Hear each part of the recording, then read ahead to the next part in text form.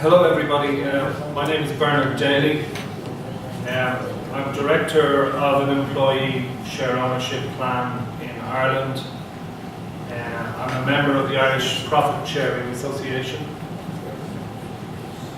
and I'm on the executive of the Unite Trade Union in Ireland. I just want to thank SME'S for the invitation to talk to you here today.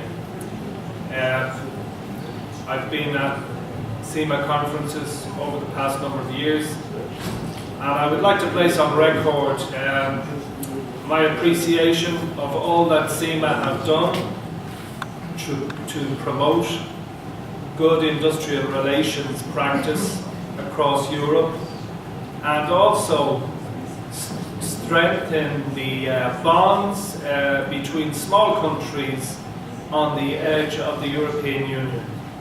It would be very difficult, if not impossible, for many of us from Ireland to meet with colleagues from the Baltic states, from down around the Balkans and the South Mediterranean. So I think SME'S deserve great credit for promoting these relationships, the dissemination of good practice, and at a time when the European Union is under pressure, they really deserve our support and our commendation. So thank you, SME'S. Today, I would just like to talk to you about the Information and Consultation Directive as it applies to Ireland, to focus a little bit on the Irish economy and the economy of Northern Ireland, and the impact that the forthcoming exit of Britain from the European Union will have on both economies, and in particular on the SME sector. And finally, I would just like to speak about employee financial participation as being a challenge for the SME sector, and how it might contribute to the growth and prosperity of that sector. So with that, I will commence. The Information and Consultation Directive, when it came into being, from a trade union point of view in Ireland, we saw it as a very positive development, insofar as it gave our members and workers rights to information and consultation that never existed before. It was a demonstrable extension of the social market, and was a recognition that more equality was needed in the workplace.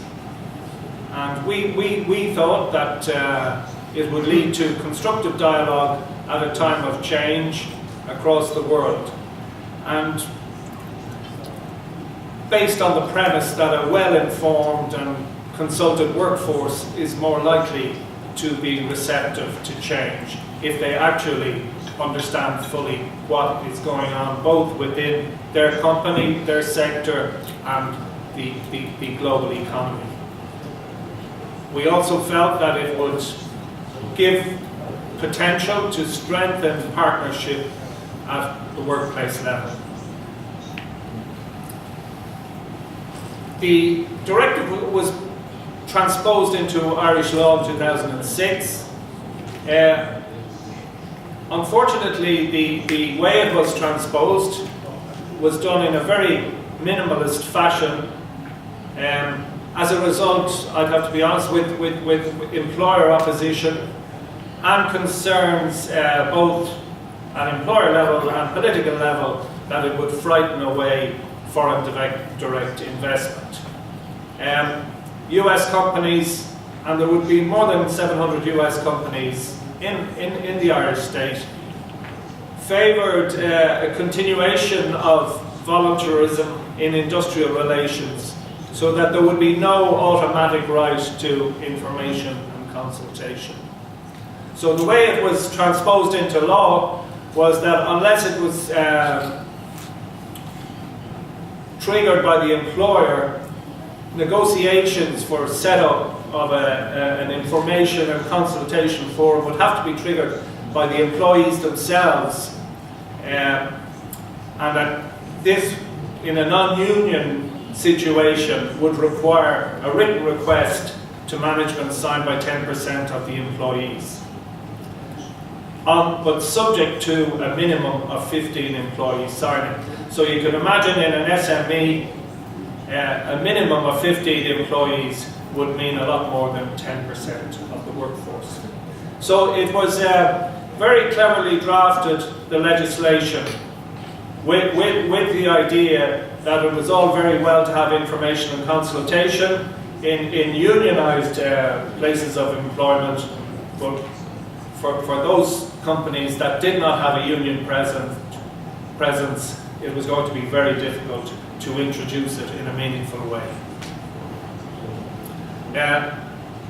This slide is just a repeat of more or less of what I say. The legislation was framed to ensure that in non-unionised employments, the right to a representational system would be dependent on a majority of employees seeking it. So overall, I would have to say the directive has had little impact on industrial relations practice in Ireland.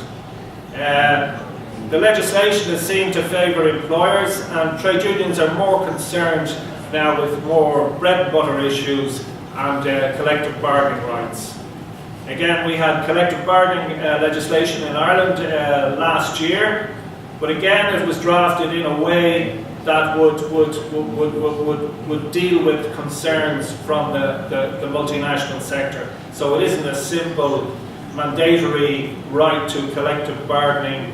There has to be, in non-unionised employments, there are things known as accepted bodies, which I won't go into now, but again, the drafting of the legislation was such to make it quite difficult in certain situations for people to bring in a union.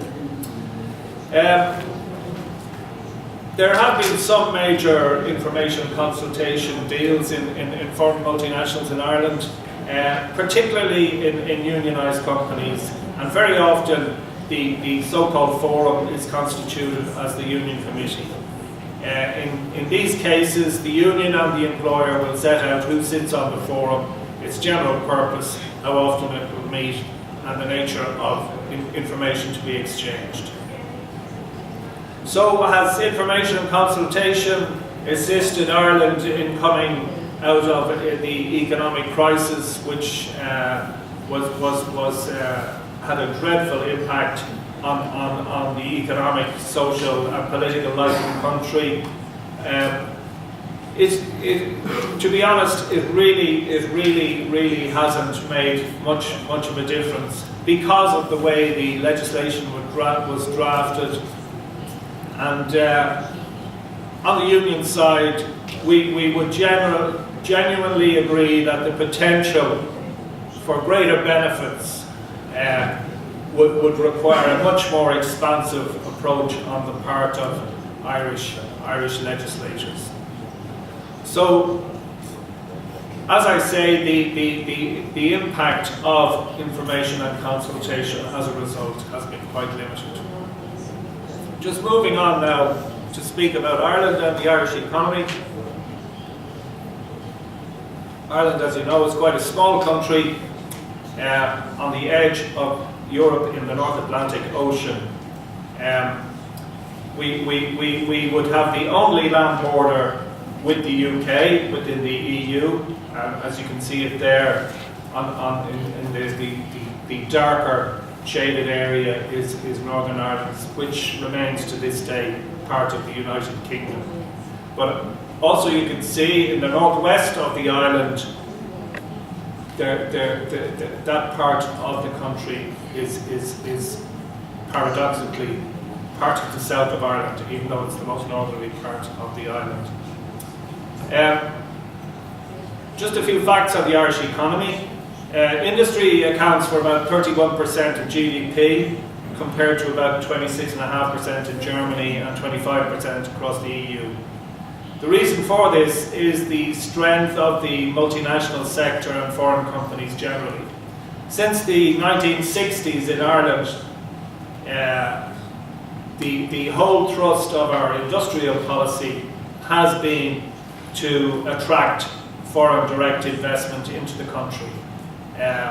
Through the 1940s and 1950s, the economic problems of the country were such that Ireland would have been one of the poorest countries in Western Europe, beset with all sorts of social problems, very, very high levels of emigration, and so on. So there was a total change in attitude towards industrial policy with a view to making the economy much more open. We're now one of the most open economies in the world, and we attract a huge amount of foreign direct investment from the United States. Now, when you consider that about 40 million Americans would consider themselves to be of Irish descent, we speak the same language, Americans feel reasonably at home in Ireland. It has been a policy in terms of growing the economy that has worked for Ireland. So, having said that, over 95% of Irish businesses are in the SME sector, and over 2/3 of our people employed in the private sector are employed by SMEs. And the majority would be employed in non-exporting companies.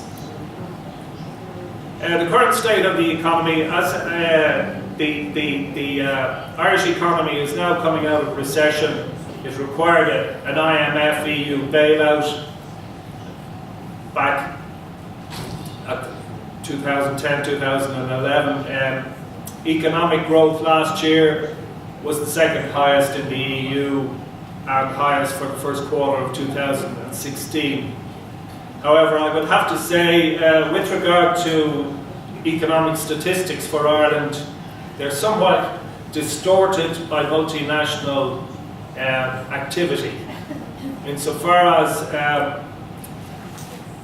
a lot of the big multinationals that would operate in Ireland have now made Ireland their principal residence. So they reclassified assets from other countries and brought them into Ireland. This increases the capital stock within the national income statistics. It means nothing from, how should I say, an economic well-being point of view, but it distorts our GDP figures somewhat dramatically. So you have to remember that when you're looking at Irish GDP figures. For example, our debt to GDP ratio fell from 118% in 2013 to 79%. And again, this is as a result of a distortion of our GDP figures. But we have managed, at one stage we were running a deficit of 30%. The economic crisis in Ireland was caused by a combination of really bad lending from the banks, crony casino-type capitalism, and a tax base that was very largely dependent upon stamp duty, and therefore it required very, very high activity levels within the property sector. We've managed to arrest the unemployment figure. It's now down from a high of 14.5%, 15% to about 8%. Having said that, about 245,000 Irish nationals out of a population of 4.6 million emigrated between 2010 and 2015. And on top of the Irish who left, many foreign workers who had come to us from Eastern Europe and beyond also left the country. So the total figure for those 5 years was nearly 500,000. But on the other side, we still had substantial immigration in those years, both from Eastern Europe and beyond Europe. So over 300,000 people arrived in our country between 2010 and 2015. And whilst I say economic growth has increased dramatically in the last few years. I'm sorry to say that it has not improved the lives of many Irish people, as income and wealth distribution in Ireland remains very unequal to this day. In fact, Portugal and Ireland are very similar in that respect. If you look at the ratio of income of the top 10% of people in Ireland and the lowest 10% of people in Ireland, it's very similar to the ratio for the of the top 10% and the lowest 10% in Portugal. Just a few facts on the Northern Irish economy. It would be the smallest of 12 regions of the UK and the third poorest region within that state. Smallest population in the UK at about 1.8 million. And as I say, it's the only part of the United Kingdom to share a land border with the European Union. Because of the troubles that went on for about 30 years, what we euphemistically call a war of troubles in Ireland, 30% of the workforce ended up in the public sector. There was traditionally a lot of heavy manufacturing around Belfast in Northern Ireland, but that has given way to more high-tech and capital-intensive industries, and indeed the Northern Ireland government, so-called, has tried to imitate the South in trying to attract FDI from America and beyond. Very much dependent on exports and imports to and from the Republic. There's also a major electrical grid, an electricity connector between the two parts of the island. And as I say, there's highly significant SME activity and cross-border trade within the border region. The economy of the border region is dominated by indigenous SMEs, and those SMEs tend to be involved in lower value-added sectors such as food and drink, textiles, wood, furniture, that sort of industry. And there's many of those industries would have branches just on both sides of the border. Service exports from Northern Ireland are all concentrated in the wholesale and retail sectors and are also very much skewed towards the Republic.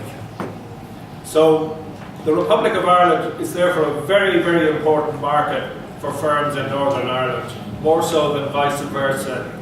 We in the Republic are very, very much committed to remaining within the EU. The EU has been very, very good for the Republic of Ireland for a whole range of reasons, and we would be very much committed to remaining within it.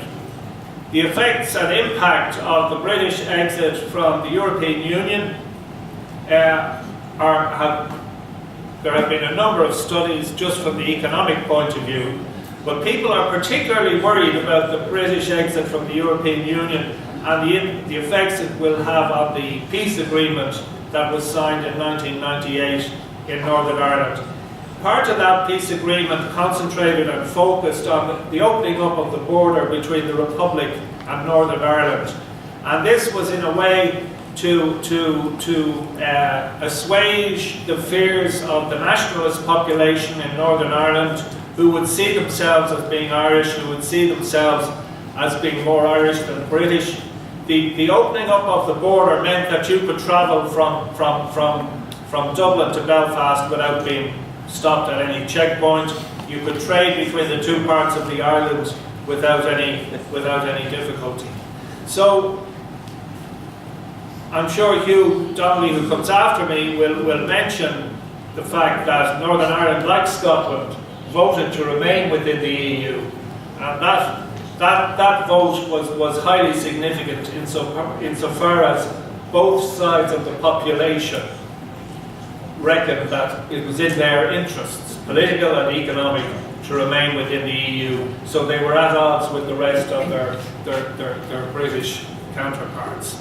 So what I'm saying is, we Irish would appeal to the EU in the negotiations, which will probably start next year when the United Kingdom triggers Section 50 or whatever of the treaty to to exit the EU, we would ask the EU to be very, very sensitive to the political impact of the closing of a border between the south and the north of Ireland.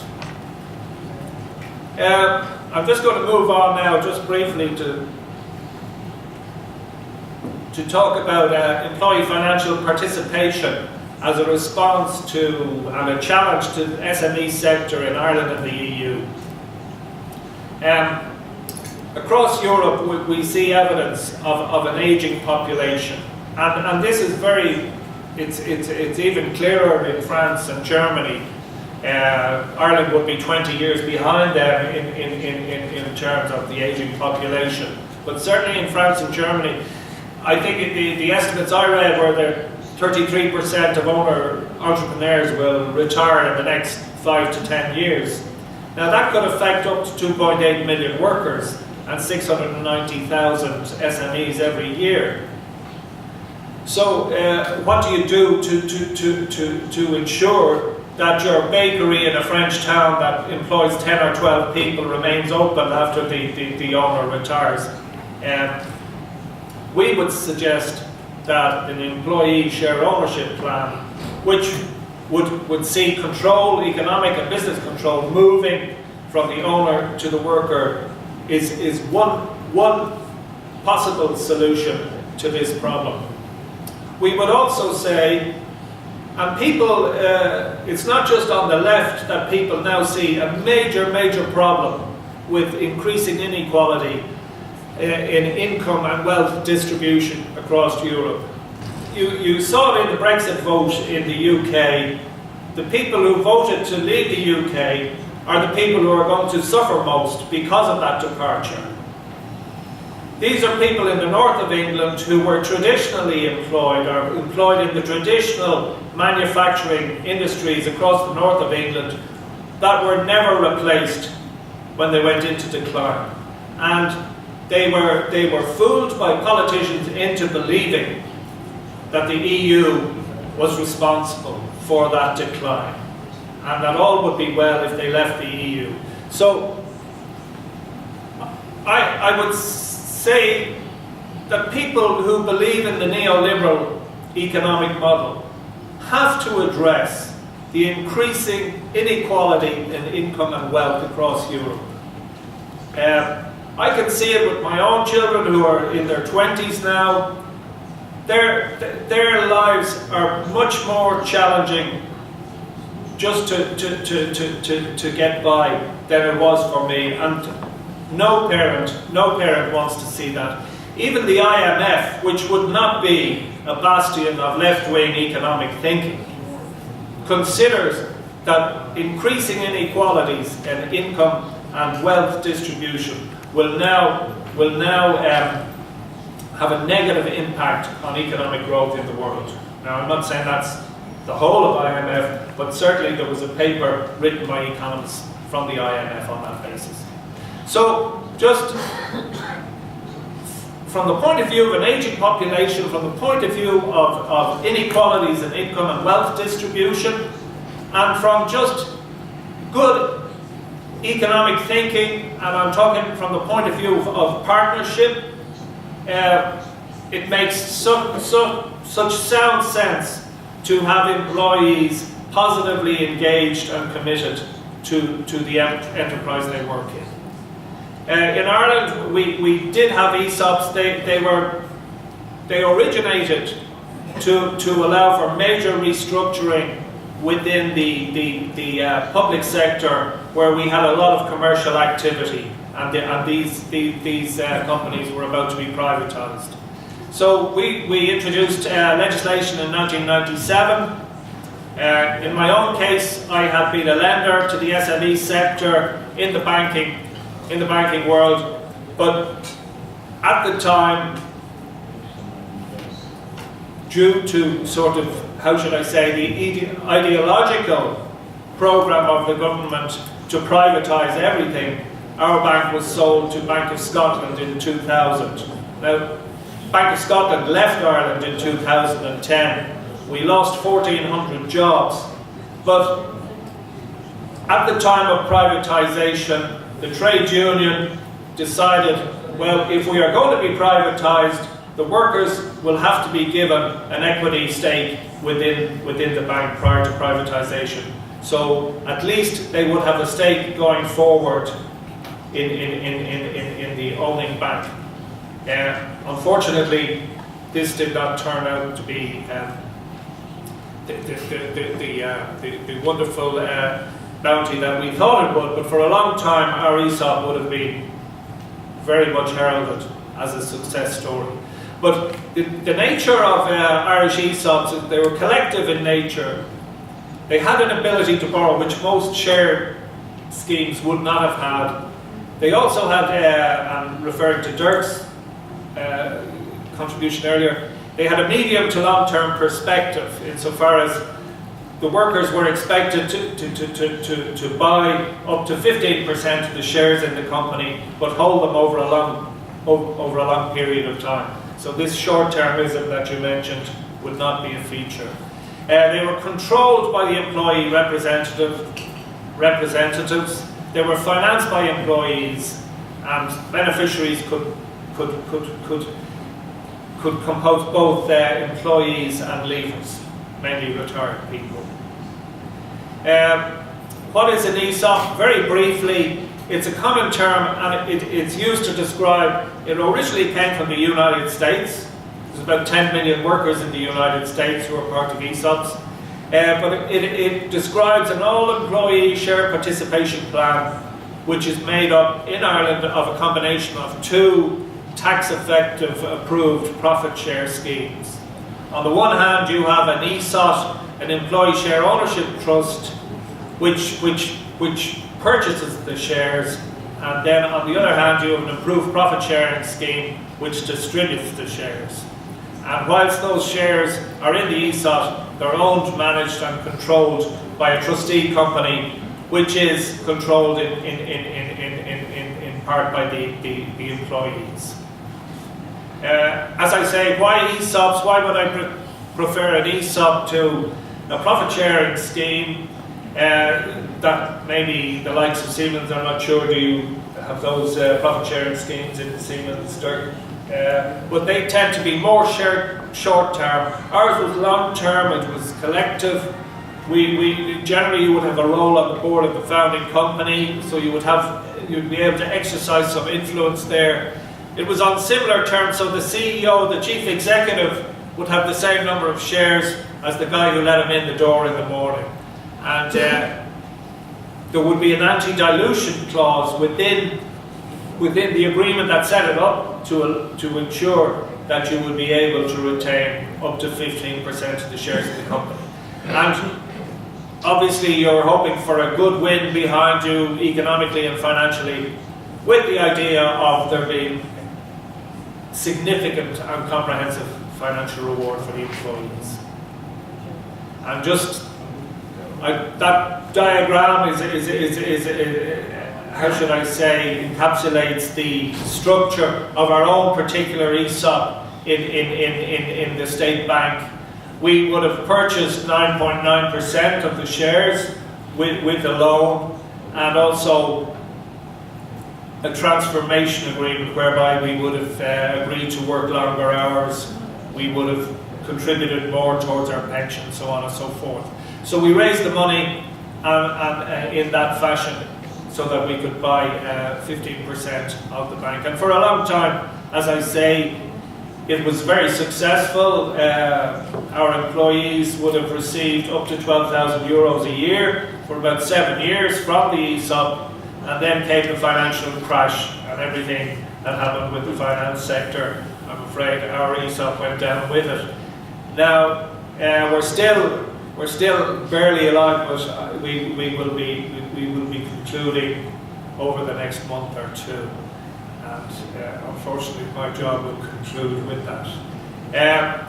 So just in terms of ESOPs and SMEs, is there a future? As I say, I think there has to be a future. I think increasing inequality across Europe has put the European project, the EU project, under pressure there is a need for bold moves to address the problems caused by the neoliberal economic model.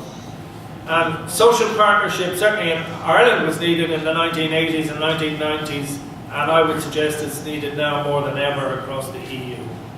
ESOPs delivered major transformation, major restructuring in the Irish commercial semi-state sector. They support partnership along the lines that Dirk described in Germany. They definitely support and underpin it, but it does require a radical change in mindset from both trade unionists and management to bring about a proper ESOP within a company. I believe that they could be very successful in the private sector, in SMEs, particularly those SMEs that have been successful for many, many years, but the owner is aging, wants to get out, and wants to sell on his part of the business to his employees who would have worked with him for many, many years. So, in conclusion, I think the EU needs to look at bold moves to address problems of inequality across the EU, and I would just suggest that ESOPs should be looked at as part of that solution, as they offer alternatives that need to be put in place. So thank you very much indeed.